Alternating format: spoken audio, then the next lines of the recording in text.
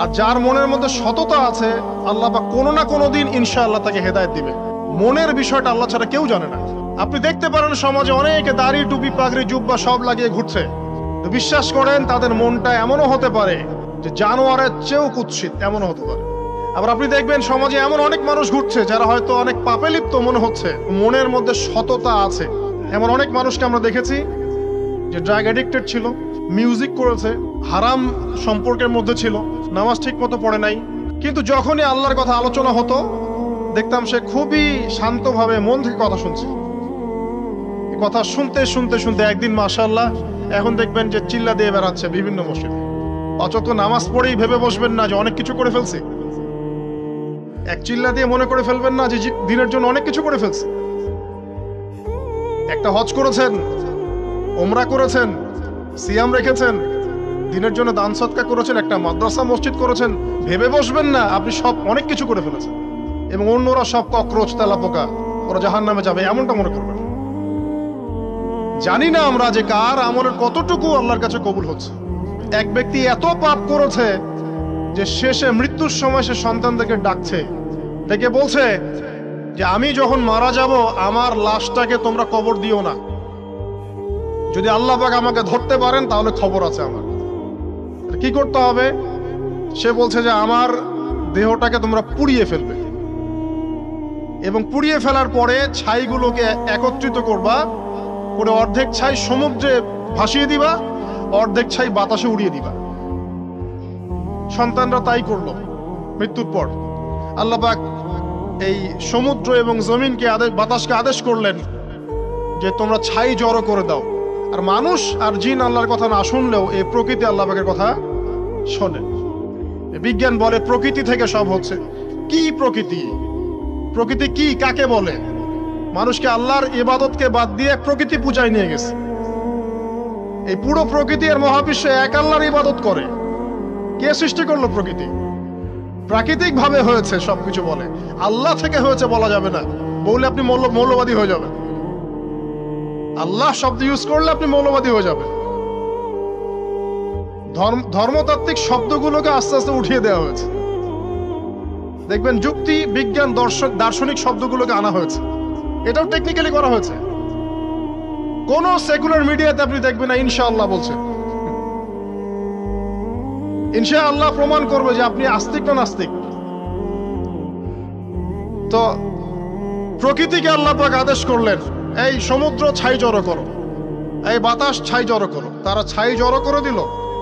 এই ব্যক্তিকে বলা হচ্ছে তুমি জীবিত করে আল্লাহ পাক বলছেন তুমি যে এই কাজটা করেছিলে, লিমা ফাআলতা হাদা, তুমি এই কাজটা কেন করেছো? তখন এই ব্যক্তি উত্তর দিচ্ছে মিন খাশিয়াতিকা ইয়া রাব্বি ওয়া আনতা আ'লাম। হে আল্লাহ, আমি আমার বুঝে যা এসেছে আপনার ভয়েই আমি এই কাজটা করেছি, আর আপনি খুব ভালো করেই জানেন যে আমি আপনার ভয়ে করেছি নাকি অন্য কোনো কারণে করেছি। মানে আপনি আমার মনের কথা জানেন। আল্লাহ পাক তাকে মাফ করে দিলেন। আপনাদেরকে আমি সেই ব্যভিচারী মহিলার কথাও মনে করাই। ওই মহিলা, যে ব্যক্তি একজন যৌনকর্মী ছিল, বা যেটা আমরা বলি ব্যভিচারিণী মহিলা ছিল, একটা কুকুরকে দেখেছে সে পানি পান করার জন্য তৃষ্ণার্ত, সে এটাতে মায়া করে দয়া করে তার মোজাটাকে নামিয়ে এই কূপ থেকে পানি উঠিয়ে কুকুরকে পান করিয়েছে। এই একটা কাজের বদৌলতে আল্লাহ রাব্বুল আলামিন এই ব্যভিচারী মহিলাকে মাফ করে জান্নাত দিয়ে দিয়েছে। হাদিসে এটাও এসেছে, নবী সাল্লাল্লাহু আলাইহি ওয়াসাল্লাম বলেছেন ইরহামু মান ফিল আরদ, তোমরা সবাই জমিনবাসীর প্রতি রহম করো। জমিনে মুসলিমই থাকতে হবে, তাদের প্রতি রহম করতে হবে এমন নয়, জমিনবাসী যারাই আছে সবার প্রতি রহম করো, জাতি, ধর্ম, বর্ণ নির্বিশেষে। এমনকি পশু পাখির প্রতিও দয়া করো। ইরহামু মান ফিল আরদ, জমিনে যারা আছে সবার প্রতি রহম করো। ইয়ারহামুকুম মান ফিস সামা, যিনি আসমানে আছেন তিনি তোমাদের প্রতি রহম করবে ইনশাআল্লাহ। ইসলাম এই কথাগুলো বলেছে 1400 বছর আগে। আজকের এই বিশ্বের সো-কল্ড এই মডার্ন বিশ্বে যেখানে মানুষের রক্তের কোনো দাম নাই, সেখানে ইসলাম পশু পাখির অধিকার নিয়ে কথা বলেছে 1400 বছর আগে। কাদেরকে কি শিখাতে আসেন? কোরআন এবং সুন্নাহর বাইরে অভ্রান্ত সত্যের কোনো উৎস আছে? এখানে যা আছে তাই চূড়ান্ত। মানতে চাইলে মানেন, না মানতে চাইলে জাহান্নামে যান, কেউ তো বাধ্য করছে না। লাকুম দীনুকুম ওয়ালিয়া দিন। আল্লাহ পাকের রহমত দেখেন। আরেকটা ঘটনা আছে এমন, একটা বিড়ালকে বেঁধে রেখেছিল এক মহিলা, খাবার দেয় নাই, কষ্ট দিয়েছে। একটা বিড়ালকে খাবার না দিয়ে কষ্ট দেওয়ার কারণে এই মহিলাকে আল্লাহ পাক জাহান্নামে পাঠিয়েছে। এরকম কত ঘটনা আছে, এই ঘটনাগুলো হাদিসের পাতায় বর্ণিত আছে। কোরআনে কি বলছে দেখো। কোরআনের আমি কয়েকটা পয়েন্ট আপনাদেরকে খালি বলছি, এটা নিয়ে আমি সকালে ভাবছিলাম। আল্লাহ পাক আদম আলাইহিস সালামকে সৃষ্টি করেছেন আমরা সবাই জানি, কিন্তু আল্লাহ পাক সূরা সদের মধ্যে বলছেন ইবলিসকে, হে ইবলিস তোমাকে কিসে বারণ করলো আদমকে সেজদা করতে, যে আদমকে আমি নিজের হাত দিয়ে সৃষ্টি করেছি। আল্লাহ রাব্বুল আলামিন যে আমাদেরকে এত যত্ন করে ভালোবেসে সৃষ্টি করেছেন, এটা কি আল্লাহ পাকের দয়ার নিদর্শন নয়? মহাবিশ্বের অন্য কোন মাখলুক সৃষ্টির ব্যাপারে আল্লাহ পাক বলেন নাই খলাকতু বিয়াদাই, আমি নিজ হাতে তাকে সৃষ্টি করেছি। শুধু সৃষ্টি নয়, সৃষ্টি করার পর আল্লাহ পাক তাকে সমস্ত নাম শিক্ষা দিয়েছেন। এই যে জ্ঞান শিক্ষা দেওয়া, জ্ঞান, এটা আল্লাহ পাকের সবচেয়ে বড় নিদর্শনগুলোর মধ্যে অন্যতম। এবং আল্লাহ পাকের সবচেয়ে বড় দয়া, আমার মত এটা, মানব জাতির উপরে আল্লাহ পাকের সবচেয়ে বড় দয়াটা হচ্ছে কি জানেন? আল্লাহ পাক আমাদেরকে জ্ঞান শিক্ষা দিয়েছেন, ওহী নাজিল করেছেন। এটা সব কিছুর ঊর্ধ্বে। কারণ আপনি তওবা করবেন, জ্ঞান লাগবে। নামাজ পড়বেন, জ্ঞান লাগবে। রোজা রাখবেন, জ্ঞান লাগবে। যাকাত দিবেন, ইলম লাগবে। আপনি দিনের যে কোনো আমল করেন, ইলম লাগবে। জান্নাত জাহান্নামের পথ খুঁজে পেতে হলে ইলম লাগবে। দেশ চালাবেন, ইলম লাগবে। অর্থনীতি চালাবেন, ইলম লাগবে। ইলম ছাড়া কিছু নাই, ইলমের উপরে কিচ্ছু নাই। এই ইলমটা আল্লাহ পাক কাকে শিক্ষা দিয়েছেন? আদম আলাইহিস সালামকে। আমরা তো শিখেছি সমাজবিজ্ঞান বইগুলোতে যে আমাদের পূর্বপুরুষরা নাকি গুহায় থাকতো আর গাছের ছাল পাতা খেয়ে থাকতো, তাই না? লতা পাতা খেয়ে থাকতো, গাছের ছাল পাতা খেয়ে থাকতো, পোশাক পরতো আর কি। বোগাস, ডাহা, মিথ্যা কথা। আল্লাহ রাব্বুল আলামিন সূরা বাকারা এবং সূরা আরাফ পড়ে দেখেন, আল্লাহ পাক বলছেন যে আদম আলাইহিস সালামকে আল্লাহ পাক সমস্ত নাম জ্ঞান শিক্ষা দিয়েছেন। মহাবিশ্বের যে প্রয়োজনীয় জ্ঞানগুলো আছে সেগুলো আল্লাহ পাক আদমকে শিখিয়েছেন আলাইহিস সালাম। ওয়াল্লামা আদামাল আসমাআ কুল্লাহা, আল্লাহ পাক আদমকে সমস্ত নাম শিক্ষা দিয়েছেন। আমাদের পিতা মাতারা মূর্খ ছিলেন না, তারা সৃষ্টি থেকেই জ্ঞানী ছিলেন। আদম আলাইহিস সালামের পারমাণবিক বোম বানানোর কোনো প্রয়োজন ছিল না। ছিল? বানান নাই। আপনার মধ্যে এই জ্ঞানটা আসছে কিভাবে? বাই ডিএনএ আপনি জ্ঞান পাচ্ছেন, কারণ আমরা আদম সন্তান। অনেক জ্ঞান আমাদের ভিতরেই আছে, এগুলো চর্চার মধ্য দিয়ে, গবেষণার মধ্য দিয়ে প্রস্ফুটিত হয় মাত্র। জ্ঞান ভিতরে আছে আমাদের, আমাদের পিতাকে জ্ঞানী করে পাঠানো হয়েছে। এই জ্ঞান শিক্ষা দেওয়াটা হচ্ছে আল্লাহ পাকের সবচেয়ে বড় দয়াগুলোর মধ্যে একটা। রহম করেছেন। শুধু তাই নয়, আদম আলাইহিস সালামকে এমন জ্ঞান শিক্ষা দিয়েছেন যে জ্ঞান ফেরেশতারা পর্যন্ত জানতো না। এটা কি দয়া নয়? এটা কি আদম সন্তানের প্রতি ভালোবাসা নয়? তারপরে সেজদা করিয়েছেন। মহাবিশ্বে অন্য কাউকে কি সেজদা করানো হয়েছে? কোরআনে কি এমন কোনো দলিল আছে যে আদম আলাইহিস সালাম ছাড়া অন্য কাউকে সব ফেরেশতারা সেজদা করেছেন? আছে? তাহলে এই যে সম্মান দেয় আল্লাহর পক্ষ থেকে, সম্মান কিসের ভিত্তিতে? সম্মান শারীরিক ক্ষমতার ভিত্তিতে? সম্মানটা কি কারণে? জ্ঞানের কারণে, ইলমের কারণে, জ্ঞানের কারণে সম্মান। এই সম্মান দেওয়াটা কি আল্লাহ পাকের রহমত এবং দয়ার নিদর্শন নয়? অতএব সম্মান পেতে হলে, আল্লাহর রহমত পেতে হলে সেই জ্ঞানের চর্চায় আবার ফিরে আসতে হবে। আপনি যদি আজও সেই ওহির জ্ঞানের চর্চা করেন, আল্লাহ পাক এই পৃথিবীবাসীর বুকের মধ্যে আপনার জন্য সম্মান পয়দা করে দিবেন ইনশাআল্লাহ। দেখেন, ওই সেই জ্ঞানী যদি আপনি এখনো চর্চা করেন, আজও আপনি সম্মানিত হবেন ইনশাআল্লাহ। ব্যক্তির চর্চা করলে ব্যক্তি সম্মানিত হবে, একটা পরিবার চর্চা করলে ওই পরিবার সম্মানিত হবে, একটা সমাজ যদি চর্চা করে সেই ওহির জ্ঞান, ওই সমাজ সম্মানিত হবে। একটা দেশে যদি আপনি ওই ওহিভিত্তিক জ্ঞান ছড়িয়ে দেন, পুরো দেশকে আল্লাহ পাক সম্মানিত করবে ইনশাআল্লাহ, পুরো জাতিকে সম্মানিত করবে ইনশাআল্লাহ। আরো সামনে যান, এই যে আদম এবং হাওয়া আলাইহিস সালাম গাছের কাছে চলে গেলেন, ফল খেয়ে ফেললেন, কারণ আমরা আদম সন্তান, ভুল করি। আল্লাহ পাক সাথে সাথেই বহিষ্কার করে দিয়েছেন? না, আল্লাহ পাক তওবা করার জন্য কালিমা শিখিয়ে দিয়েছেন। সুবহানাল্লাহ। তাদের কালিমা জানা ছিল না। আল্লাহ পাক বলছেন ফাতালাক্কা আদম মির রাব্বিহি কালিমাত। আল্লাহ পাকের কাছ থেকে আদম আলাইহিস সালাম কিছু বাক্য শিখে নিলেন, যেই বাক্য দিয়ে ফাতাবা আলাই, সে আল্লাহর কাছে তওবা করল। কোন সেই বাক্য? সূরা আরাফে আছে, রব্বানা যালামনা আনফুসানা ওয়া ইল্লাম তাগফির লানা ওয়া তারহামনা লানাকুনান্না মিনাল খাসিরিন। এই দোয়া কে শিখিয়ে দিয়েছে? আল্লাহ। এই তওবার বাক্য যে শিখিয়ে দেয়, এটা কি দয়ার পরিচয় নয়? আমরা আল্লাহর কাছে ফিরে যাব, তওবা করব, ইস্তেগফার করব, এই জ্ঞানটা শিখিয়ে দেয়া কি আল্লাহ পাকের দয়ার পরিচয় নয়? তাহলে আমরা কিভাবে ক্ষমা চাইতাম? কিভাবে ক্ষমা চাইলে আল্লাহ পাক সমস্ত গুনাহ মাফ করবেন, এই পদ্ধতিগুলো বলে দেয়া কি আল্লাহ পাকের দয়ার পরিচয় নয়? তারপর সামনে যান, পৃথিবীতে নামিয়ে দিয়ে আল্লাহ পাক ক্ষান্ত হয়ে যাননি। আল্লাহ রাব্বুল আলামিন আসমান থেকে হেদায়েতের গ্রন্থ পাঠিয়েছেন, বলেছেন এই গ্রন্থের মধ্যে যা আছে মেনে চললে তোমরা আবার জান্নাতে ফিরে আসবে ইনশাআল্লাহ। আল্লাহ পাক আদম এবং হাওয়া আলাইহিস সালাম এবং আদম সন্তান সবাইকেই সৃষ্টি করেছেন। উদ্দেশ্য হচ্ছে আল্লাহ পাক আমাদেরকে জান্নাত দিতে চান। আল্লাহ পাক চান যে আমরা যেন জান্নাতে যাই। যদি আমরা জান্নাতে যেতে না পারি পরকালে, একটা কারণে যেতে পারবো না, অনলি একটা কারণ, সেটা হলো আমাদের নিজের দোষে। একটা কারণ। যারা জাহান্নামে যাবে মানুষ এবং জিনদের মধ্যে, নিঃসন্দেহে মহাবিশ্বে তারা ছাড়া জাহান্নামে যাওয়ার উপযুক্ত কেউ ছিল না। ও জাহান্নামে যাওয়ার উপযুক্ত ছিল বলেই আল্লাহ পাক তাকে জাহান্নামে পাঠাবেন। আর যারাই জান্নাতে যাবে প্রত্যেকেই শুধু আমলের বদৌলতে যাবে না, বরং আল্লাহ পাকের রহমতেই যাবে। কেউই তার আমল দিয়ে জান্নাতে যেতে পারবে না। নবী সাল্লাল্লাহু আলাইহি ওয়াসাল্লাম এমন ভাষ্য বলছেন, ইল্লা আনা, আমিও না, ইল্লা বিরহমাতিল্লাহ,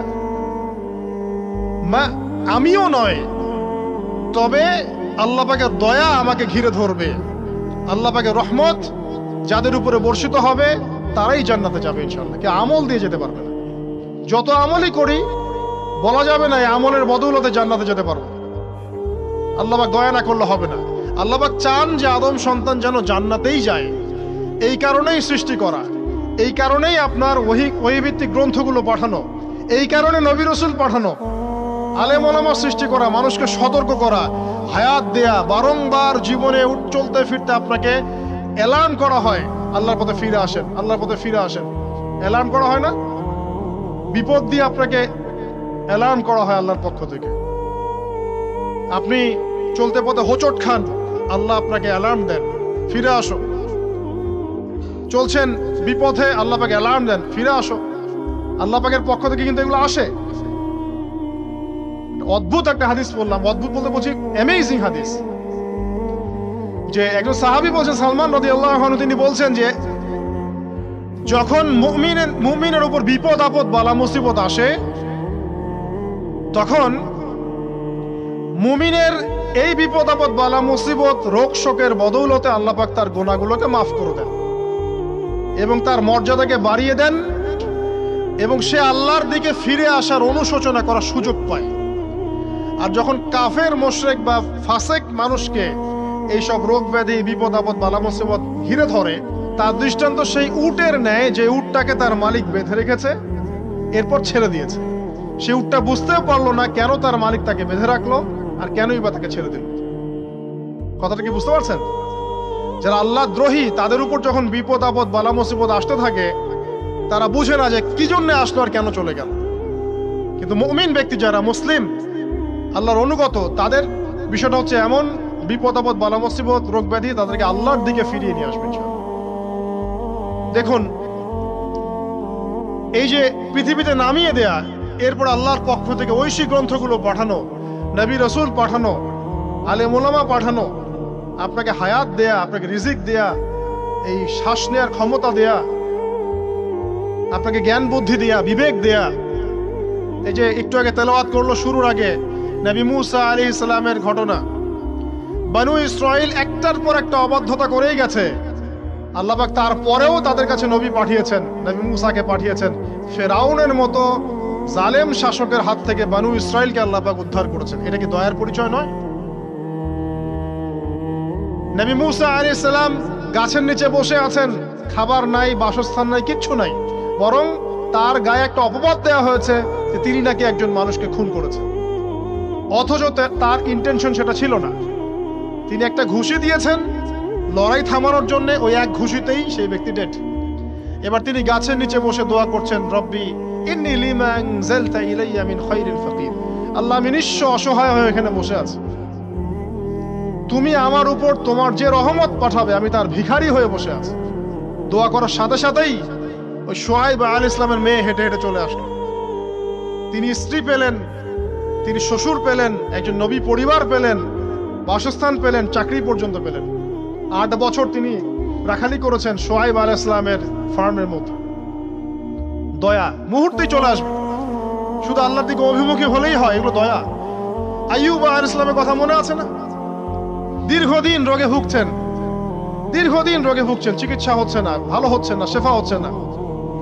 এখানে যারা আধ্যাত্মিকত্ব নিয়ে পড়াশোনা করেন, লেখালেখি করেন, তারা বলেছেন তাদের কিছু কিতাবের মধ্যে, রোগটা যখন এমন একটা পর্যায়ে চলে আসলো যে তিনি জিহ্বাটা নড়াতে পারছেন না, কারণ তিনি আল্লাহ পাকের জিকির করতে প্রচন্ড ভালোবাসতেন। এক পর্যায়ে রোগটা এমন একটা জায়গায় চলে আসলো যে জিহ্বাটা তিনি নড়াতে কষ্ট হচ্ছে। তখন গিয়ে তিনি বলছেন, রব্বি আন্নী মাসসানিয়া দুররু ওয়া আনতা আরহামুর রাহিমিন। হে আল্লাহ, আমাকে কষ্ট স্পর্শ করেছে, আর তুমি তো ক্ষমাকারী এবং রহমকারীদের মধ্যে সর্বশ্রেষ্ঠ রহমকারী। আমি জিকির করতে পর্যন্ত পারছি না, আল্লাহ আমার রোগটা শেফা দিয়ে দাও। বলার সাথে সাথে আল্লাহ রাব্বুল আলামিন প্রস্রবণ ঝর্ণা তৈরি করলেন, এখানে গোসল করো, শেফা হয়ে গেল। এগুলো কি রহমতের পরিচয় নয়? এখানে এক শ্রেণীর স্কলার এমনও বলেছেন, আজকে আমরা যারা বাহ্যিক সৌন্দর্য নিয়ে বেশি গর্ব করি আর কি, আত্মিক সৌন্দর্যের চাইতে বাহ্যিক সৌন্দর্য নিয়ে যারা বেশি গর্ব করি, যদি আল্লাহ পাক আমাদের পোশাকটাকে পরিবর্তন করে দেন, আত্মাটাকে দেহের পোশাক দেন আর দেহটাকে আত্মার পোশাক বানায় দেন, তাহলে দুর্গন্ধে কি আমাদের সামনে আসতে যাবে না। কথা মনে বুঝতে পারছেন না? আইয়ুব আলাইহিস সালামের আত্মাটা ছিল পবিত্র, পরিশুদ্ধ, তার দেহের মধ্যে রোগ হয়েছিল। আর এই পুরো বিশ্বের ম্যাক্সিমাম লোকের মানুষের রোগ এখন আত্মায়, দেহে নয়। আবার বলছি, হয়তো বুঝতে পারছেন না। আইয়ুব আলাইহিস সালামের রোগটা হয়েছিল দেহে, বাইরে। তার আত্মা ছিল পবিত্র, পরিশুদ্ধ আত্মা। দেহের রোগের একটা পর্যায়ে যখন জিহ্বাটায় ইফেক্ট হলো, তখন জিকির করতে তার কষ্ট হচ্ছে, তখন তিনি দোয়া করছেন, আল্লাহ আমার এই রোগটাকে শেফা দিয়ে দাও। আর এখনকার পুরো জেনারেশন, এই সভ্যতার রোগ হচ্ছে ভিতরে, আত্মায়। দেহের রোগের চাইতে তার আত্মার রোগটা বেশি। এখন এই আত্মাটাকে যদি দেহ বানিয়ে দেওয়া হয় আর দেহটাকে আত্মার পোশাক পরিয়ে দেওয়া হয়, দুর্গন্ধে কেউ সামনে আসতে চাবে না। তাই আইয়ুব আলাইহিস সালামের সেই দোয়া এখন আমাদের বেশি করা উচিত।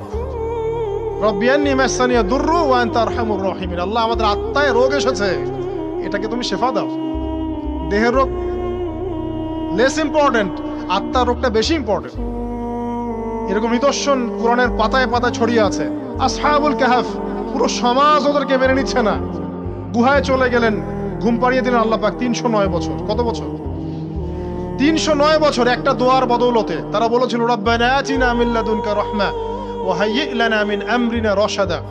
আল্লাহ পাক শুধু ঘুম পাড়িয়ে রাখলেন না, তাদের মধ্য দিয়ে আল্লাহ পাক পুরো একটা সভ্যতাকে হেদায়েত করে দিলেন। আলহামদুলিল্লাহ। যে সভ্যতা বিশ্বাস করতো না যে পরকাল বলে কিছু আছে, দাকিয়ানুস বাদশার সেই জুলুম থেকে আল্লাহ পাক এই 10 জন বা 9 জন যুবককে বাঁচালেন, ওদেরকে কিয়ামত পর্যন্ত কোরআনের পাতায় স্থান দিলেন, নিদর্শন বানালেন, এবং তাদের মধ্য দিয়ে একটা পুরো সভ্যতাকে হেদায়েত দিলেন। সুবহানাল্লাহ। যেখানে যাবেন এই নিদর্শন।